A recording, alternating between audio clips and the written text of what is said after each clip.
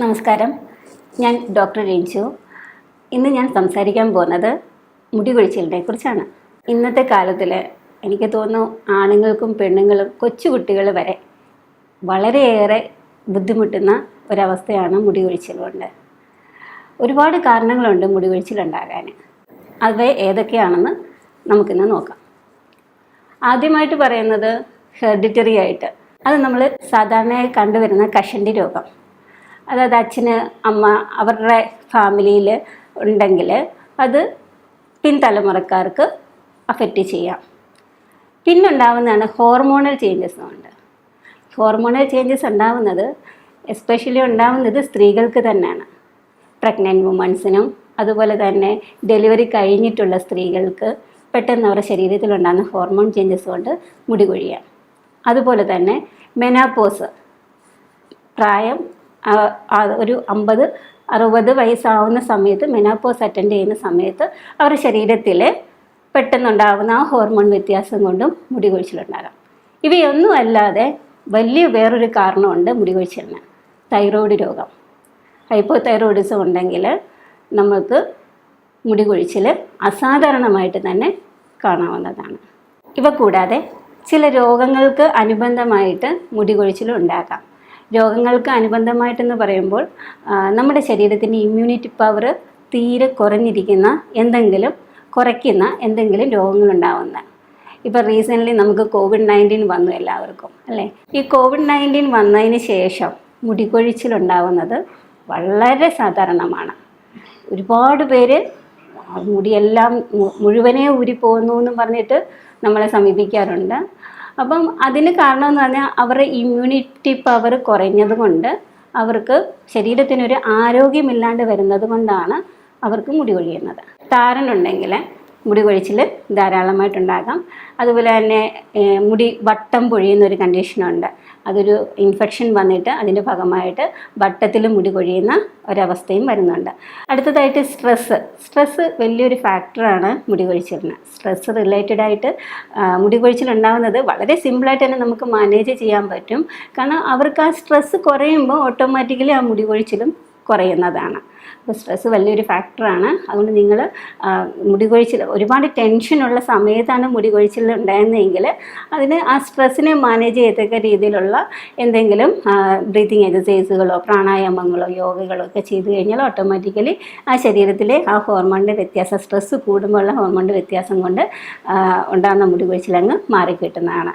ശരീരത്തിൽ എന്തിൻ്റെയെങ്കിലും കുറവുകൾ കൊണ്ടും മുടി കൊഴിച്ചിലുണ്ടാവുന്നുണ്ട്. കുറവുകൾ എന്ന് പറയുന്നത് വൈറ്റമിൻ്റെ കുറവാകാം, അല്ലെങ്കിൽ അയണിൻ്റെ കുറവാകാം, കാൽസ്യത്തിൻ്റെ കുറവാകാം. അപ്പോൾ ഇങ്ങനെയുള്ള ഡെഫിഷ്യൻസി ഉണ്ടാകുന്നതിനനുസരിച്ച് മുടി കൊഴിച്ചിലുണ്ടാകും. അപ്പോൾ ഈ വൈറ്റമിൻസ്, ഏതൊക്കെ വൈറ്റമിൻസാണ് മുടി കൊഴിച്ചിലിന് കാരണക്കാരാവുന്നതെന്ന് നോക്കാം. വൈറ്റമിൻ D3, ബയോട്ടിന്, ഇതൊക്കെ വളരെ കോമൺ ആയിട്ട് തന്നെ നമുക്ക് മുടി കൊഴിച്ചിലിന് കാരണക്കാരായിട്ടുള്ള വൈറ്റമിൻസാണ്. അതുപോലെ തന്നെ കാൽസ്യത്തിൻ്റെ കുറവുണ്ടെങ്കിൽ നമുക്ക് എല്ലിനും പല്ലിനും ഒക്കെ ബലം വരുന്നത് കാൽസ്യമാണ്. അപ്പോൾ കാൽസ്യത്തിൻ്റെ കുറവ്, അതുപോലെ തന്നെ അയണിൻ്റെ കുറവ്, അയണിൻ്റെ രക്തത്തിൽ ചുവന്ന രക്താണുക്കളുടെ കുറവ് ഉണ്ടാകുമ്പോഴെല്ലാം നമുക്ക് മുടി കൊഴിച്ചിലുണ്ടാകും.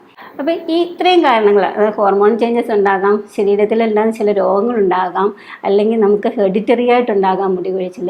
ഇവയൊന്നും അല്ലാതെ മറ്റ് ചില കാരണങ്ങൾ കൂടി ഇവയ്ക്കുണ്ട്. അവ ഏതൊക്കെയാണെന്ന് വെച്ചാൽ, നമ്മൾ എന്തെങ്കിലും ഒരു മെഡിസിന് കണ്ടിന്യൂസ് ആയിട്ട് കഴിക്കുന്നതിൻ്റെ ഫലമായിട്ടും മുടി കൊഴിച്ചിലുണ്ടാകാം. മെഡിസിൻ കഴിക്കുന്നതെന്ന് വെച്ചാൽ ഇപ്പോൾ നമുക്കറിയാം ക്യാൻസർ പേഷ്യൻസിന് അവർക്ക് ആ കീമോതെറാപ്പി ചെയ്യുന്നതിൻ്റെ ഫലമായിട്ട് മുടി കൊഴിഞ്ഞു പോകാറുണ്ട്. അപ്പോൾ ക്യാൻസർ തുടങ്ങിയ രോഗികൾക്ക് അവരുടെ ശരീരത്തിൻ്റെ ആരോഗ്യം നഷ്ടപ്പെടുന്ന അവസ്ഥയിലാണ് മുടി കൊഴിച്ചിലുണ്ടാകുന്നത്. ഇനി നമുക്ക് ഇങ്ങനെയുള്ള കുറേ കാരണങ്ങൾ ഞാൻ പറഞ്ഞു. ഇവ എങ്ങനെ നമുക്ക് മാനേജ് ചെയ്യാമെന്നാണ് നമുക്ക് നോക്കേണ്ടത്. എങ്ങനെ നമുക്ക് ആയുർവേദത്തിലൂടെ ഈ മുടി കൊഴിച്ചിലിന് ഒരു പരിഹാരം ഉണ്ടാക്കാം എന്നാണ് ഞാനിപ്പോൾ പറയുന്നത്. ഞാൻ ആദ്യമേ പറഞ്ഞു, നമുക്കൊരു ഇമ്മ്യൂണിറ്റി കുറഞ്ഞിരിക്കുന്ന കണ്ടീഷനിലാണ് നമുക്ക് മുടി കൊഴിച്ചിലുണ്ടാകാൻ, ചില രോഗങ്ങളുടെ മറവിൽ നമുക്ക് മുടി കൊഴിച്ചിലുണ്ടാകാൻ സാധ്യത വളരെ കൂടുതലാണെന്ന് പറഞ്ഞു. അപ്പോൾ ആ ഇമ്മ്യൂണിറ്റി ബൂസ്റ്ററായിട്ടുള്ള മെഡിസിൻസ്, ഇമ്മ്യൂണിറ്റി കുറച്ച് ഇമ്പ്രൂവ് ചെയ്യത്തക്ക രീതിയിലുള്ള മെഡിസിൻസ് കൊടുക്കുമ്പം മുടി കൊഴിച്ചിൽ മാറുന്നതാണ്. അപ്പോൾ നമുക്ക് COVID-19 ഒക്കെ വന്ന പേഷ്യൻസിന് അവരുടെ ജനറൽ ഹെൽത്ത് ഇമ്പ്രൂവ് ചെയ്യത്തക്ക രീതിയിലുള്ള മെഡിസിൻസ് കൊടുക്കുമ്പോൾ തന്നെ അവരുടെ മുടി കൊഴിച്ചിലും കുറഞ്ഞു വരുന്ന കാണുന്നുണ്ട്. ഇവ കൂടാതെ നമ്മൾക്ക് ഡെഫിഷ്യൻസി വരുമ്പം വൈറ്റമിൻ D3 ആണ് ഡെഫിഷ്യൻസി എങ്കിൽ വൈറ്റമിൻ D3 നമ്മുടെ ശരീരത്തിൽ വേണ്ടത്ര തോതിൽ കിട്ടണമെങ്കിൽ അതിന് നമ്മൾ സൂര്യപ്രകാശം കൊള്ളേണ്ടതാണ്. അപ്പം നട്ടുച്ച വെയിലത്ത് പോയി സൂര്യപ്രകാശം കൊള്ളണമെന്നല്ല പറയുന്നത്. നിങ്ങൾ രാവിലത്തെ ഒരു സൂര്യൻ ഉദിച്ചു വരുന്ന ആ ഒരു ടൈമിലെ വെയിലാണെങ്കിലും ആ ഒരു ചൂട് ഒന്ന് കൂടി വരുന്ന ആ ഒരു ടൈമിൽ ഒരു 6:30 to 7:30 അല്ലെങ്കിൽ 7 അങ്ങനെ ഒരു അരമണിക്കൂറെങ്കിലും നമ്മളൊന്ന് നല്ലതായിട്ട് വെയിൽ കൊള്ളുക. പിന്നെ ഈ വൈറ്റമിൻ D3 കൂടുതലും ഉണ്ടാകുന്നത് ഫിഷിലാണ്. അതും ഫാറ്റി ഫിഷിലാണ് കൂടുതലായിട്ടും വൈറ്റമിൻ D3 ഉണ്ടായിരിക്കുന്നത്. അപ്പം അങ്ങനെയുള്ള മത്സ്യങ്ങൾ കഴിക്കുക. അപ്പം 3 രീതിയിൽ ശരിക്കും പറഞ്ഞാൽ ഈ വൈറ്റമിൻ D3 ഡെഫിഷ്യൻസി ഉണ്ടാകുന്നുണ്ട്. ഫസ്റ്റ്, നമ്മളുടെ ശരീരത്തിൽ ആവശ്യത്തിനുള്ള വൈറ്റമിൻ D നമ്മളുടെ ഫുഡിൽ കൂടി നമുക്ക് കിട്ടുന്നില്ല, നമ്മൾ കഴിക്കുന്നില്ല വൈറ്റമിൻ D ഉള്ള ഫുഡ്. അതുപോലെ രണ്ടാമത്തെ റീസൺ എന്ന് പറഞ്ഞാൽ നമ്മൾ ഫുഡ് കഴിക്കുന്നുണ്ട്, പക്ഷേ അത് വേണ്ടത്ര രീതിയിൽ നമ്മുടെ ശരീരം അത് അബ്സോർബ് ചെയ്തെടുക്കുന്നില്ല. അത് നമ്മളുടെ ശരിക്കും ഒരു എന്തെങ്കിലും ഡൈജസ്റ്റീവ് പ്രോബ്ലമോ അല്ലെങ്കിൽ ഒരു അബ്സോർപ്ഷന് എന്തെങ്കിലും രീതിയിൽ തടസ്സപ്പെടുന്നതുകൊണ്ടോ ആയിരിക്കാം അങ്ങനെ വരുന്നത്. മൂന്നാമത്തെ രീതി എന്ന് പറയുന്നത് ഈ പറയുന്ന നമ്മുടെ സൂര്യപ്രകാശം വേണ്ടത്ര രീതിയിൽ നമുക്ക് കിട്ടാത്തതിൻ്റെ ഫലമായിട്ടും വൈറ്റമിൻ D3 കുറയാം. അപ്പം നമ്മൾക്ക് ഏറ്റവും കൂടുതൽ ചെയ്യുന്നത് നമ്മൾ ആയുർവേദത്തിലെ സൺബാത്ത് ഒരു വലിയ ചികിത്സയാണ്. അപ്പം വൈറ്റമിൻ D3 ഡെഫിഷ്യൻസിയിൽ ഏറ്റവും ഉത്തമമായ ചികിത്സ സൺബാത്ത് തന്നെയാണ്. പിന്നെ രണ്ടാമത് പറഞ്ഞ നമ്മളുടെ ഡെഫിഷ്യൻസിയിൽ പറഞ്ഞാണ് ബയോട്ടിന് ശരിക്കും പറഞ്ഞാൽ നമ്മൾ കഴിക്കുന്ന സോയാബീനും മഷ്റൂമിലുമൊക്കെ ധാരാളമായിട്ട് ബയോട്ടിനുണ്ട്. അപ്പം ബയോട്ടിൻ്റെ ഡെഫിഷ്യൻസി വന്നാൽ മുടിക്ക് കട്ടി കുറഞ്ഞ് മുടി പൊട്ടിപ്പോകാമെന്ന് പേഷ്യൻസ് പറയും. ഇങ്ങനെ പൊട്ടിപ്പോകുന്ന ഒരു കണ്ടീഷൻ വരും. അത് കട്ടി കുറഞ്ഞ് പൊട്ടിപ്പോകാന്ന് പറഞ്ഞാൽ ഒരു ബയോട്ടിൻ്റെ ഡെഫിഷ്യൻസി ആകാനുള്ള സാധ്യത വളരെ കൂടുതലാണ്. വേറൊരു കാരണം എന്ന് പറഞ്ഞാൽ കാൽസ്യത്തിൻ്റെയും അയണിൻ്റെയും ഡെഫിഷ്യൻസിയാണ്. അപ്പോൾ കാൽസ്യവും അയണും നമ്മുടെ ശരീരത്തിൽ വേണ്ടത്ര തോതിൽ ഇല്ല എങ്കിൽ അത് മുടി കൊഴിച്ചിലിന് കാരണമാണ്. അപ്പോൾ നമ്മൾക്ക് അതിൻ്റെ ഡെഫിഷ്യൻസി ഇല്ലാണ്ടാക്കാൻ നമ്മൾ ഫുഡിൽ തന്നെ ചില മാറ്റങ്ങൾ വരുത്തിയാൽ മതി. കാൽസ്യം റിച്ച് ആയിട്ടുള്ള ആഹാരങ്ങൾ കഴിക്കുക. കാൽസ്യം റിച്ച് എന്ന് പറയുമ്പോഴേ നമുക്കറിയാം മിൽക്ക് പ്രൊഡക്ട്സ്, പാല്, വെണ്ണ, തൈര്, അങ്ങനെയുള്ള കാര്യങ്ങളിലെല്ലാം തന്നെ കാൽസ്യം ഉണ്ട്. ഇവ കൂടാതെ തന്നെ നമുക്ക് കുറച്ച് മില്ലറ്റ്സ്, കുറച്ച് ധാന്യങ്ങൾ കൂടി കഴിക്കാം. ഈ കാൽസ്യത്തിൻ്റെ ഡെഫിഷ്യൻസിക്കും അയണിൻ്റെ ഡെഫിഷ്യൻസിക്കും. അയണും കാൽസ്യത്തിനും വേണ്ടി കോമൺ ആയിട്ട് നമുക്ക് കഴിക്കാൻ പറ്റുന്ന ഏറ്റവും നല്ല ഒരു മില്ലറ്റാണ് റാഗി. നമുക്ക് ഇപ്പം സുലഭമായിട്ട് കിട്ടുന്ന ഒന്നാണ്, പുട്ടിപ്പൊടിയായിട്ടും ഒക്കെ കിട്ടുന്നതാണ്. റാഗി ഭക്ഷണത്തിൽ ആഡ് ചെയ്യുകയാണെങ്കിൽ അത് കുറച്ചും കൂടെ കാൽസ്യം അയൺ റിച്ച് ആണ്. അപ്പോൾ നമുക്ക് അത് ഒരു പരിധി വരെയൊക്കെ നമുക്കതിനെ അതിൻ്റെ ഡെഫിഷ്യൻസി ഇല്ലാണ്ടാക്കാൻ കഴിയുന്നതാണ്. ഈ റാഗിയെ പോലെ തന്നെ ഇമ്പോർട്ടൻ്റ് ആണ് എള്ള് ചേർന്ന ആഹാരങ്ങൾ. പൊതുവെ സ്ത്രീകൾ നല്ല രീതിയിൽ അവർക്ക് പ്രയോജനപ്പെടുത്താവുന്നതാണ് എള്ളിൻ്റെ ആഹാരങ്ങൾ. എള്ളിന് വളരെയേറെ ഗുണങ്ങളുള്ള ഒരു ധാന്യമാണ് എള്ള്. അപ്പോൾ നമ്മൾ എള്ളുണ്ടയോ അല്ലെങ്കിൽ എള്ള് വെച്ചുള്ള ആഹാരങ്ങൾ എന്തെങ്കിലുമൊക്കെ പ്രിപ്പയർ ചെയ്ത് കഴിക്കുകയാണെങ്കിൽ നമ്മളുടെ കാൽസ്യത്തിൻ്റെയും അയണിൻ്റെയൊക്കെ ഡെഫിഷ്യൻസി അങ്ങ് മാറിക്കിട്ടുന്നതാണ്. എള്ളിന് ഒരുപാട് ഗുണങ്ങളുണ്ട്. അത് സ്ത്രീകൾക്ക് മെൻസ്ട്രൽ ഇറഗുലാരിറ്റി ഒക്കെ ഉണ്ടെങ്കിൽ അത് മാനേജ് ചെയ്ത് പോകാനും എള്ളിൻ്റെ ആഹാരം കഴിക്കുന്നത് നല്ലതാണ്. അപ്പോൾ നമുക്ക് എള്ള് ആഹാരത്തിൽ കുറച്ചും കൂടെ ഉൾപ്പെടുത്താം. ഡാൻഡ്രഫും മുടി കൊഴിച്ചിലിന് വലിയൊരു കാരണക്കാരനാണ്.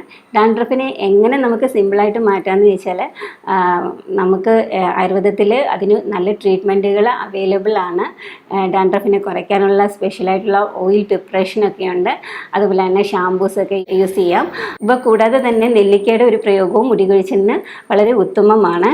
നെല്ലിക്ക 2-3 രീതിയിൽ ഉപയോഗിക്കാം. നെല്ലിക്ക നമുക്ക് വെറുതെ ഭക്ഷണത്തിൽ കൂടുതലായിട്ട് കഴിച്ചാൽ അത് കുറച്ചും കൂടെ വൈറ്റമിൻസ് ഒക്കെ ഉണ്ട്, അയണിൻ്റെ കണ്ടൻറ്റ് കുറച്ചും നല്ലതായിട്ടുണ്ട്.